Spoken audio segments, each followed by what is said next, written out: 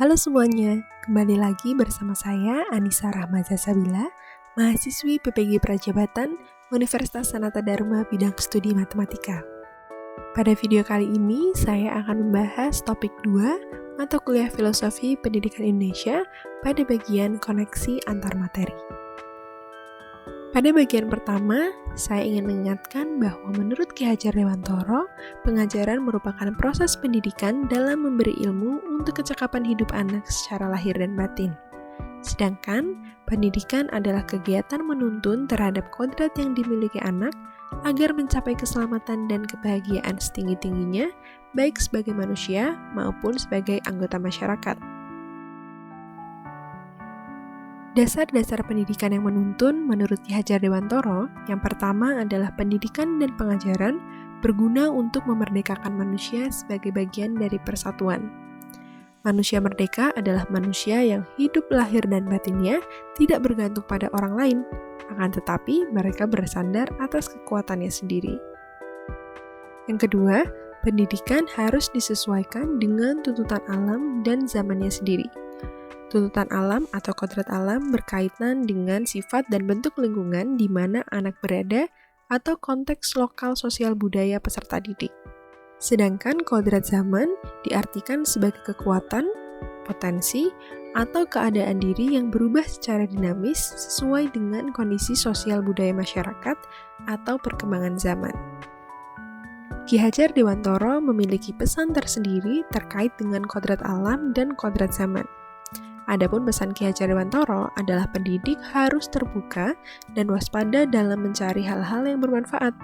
Pendidik perlu untuk menyelaraskan terlebih dahulu hal-hal yang mereka dapatkan, baru kemudian mereka bagikan kepada para peserta didik. Kedua, kekuatan sosial kultural merupakan proses yang dapat menebalkan kekuatan kodrat anak yang masih samar-samar. Dengan demikian, pendidikan bertujuan untuk menuntun anak menebalkan garis-garis samar tersebut.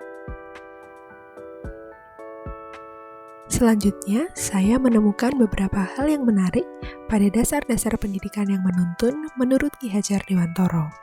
Pertama, menurut Ki Hajar Dewantoro, pendidikan memiliki tujuan sebagai Tri Rahayu, yaitu Hamemayu Hayuning Sariro, Hamemayu Hayuning Bangsa, Hamemayu Hayuning Bawana.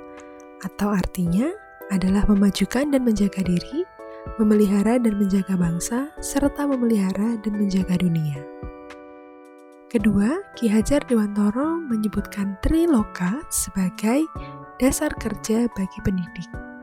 Triloka sendiri memiliki 3 prinsip, yaitu Ing Ngarsa Sung Tulodo, Ing Madya Mangunkarsa, Tut Wuri Handayani, yang memiliki arti sebagai guru, hendaknya kita menjadi contoh yang baik atau menjadi teladan bagi para siswa. Kemudian, kita harus bisa membangun kreativitas dan produktivitas, serta kita harus bisa memberdayakan sehingga peserta didik mampu mengeluarkan potensi-potensi yang ia miliki. Terakhir, ada asas trikon, yaitu kontinu, konvergen, dan konsentris. Kontinu artinya pengembangan dilakukan secara berkesinambungan dan terus-menerus. Konvergen artinya pengembangan yang dilakukan dapat mengambil dari berbagai sumber di luar. Dan konsentris yang artinya pengembangan harus dilakukan dengan tetap berdasarkan pada kepribadian kita sendiri. Teman-teman, sebelum mempelajari topik 2, saya merasa bahwa pembelajaran yang dilaksanakan oleh guru bertujuan untuk mendidik siswa agar memenuhi tuntutan kompetensi sesuai dengan kurikulum. Oleh karena itu, saya merasa tidak masalah jika pembelajaran berpusat pada guru dan siswa tidak bebas dalam mengeksplorasi dan mengkonstruksi pengetahuannya sendiri. Namun, setelah saya mempelajari dasar-dasar pemikiran Ki Hajar Dewantoro, saya menjadi sadar bahwa pembelajaran yang baik justru merupakan pembelajaran yang berpusat pada siswa. Pembelajaran yang seperti ini memberikan kesempatan kepada siswa untuk berpartisipasi aktif dalam mengkonstruksi pengetahuannya sendiri.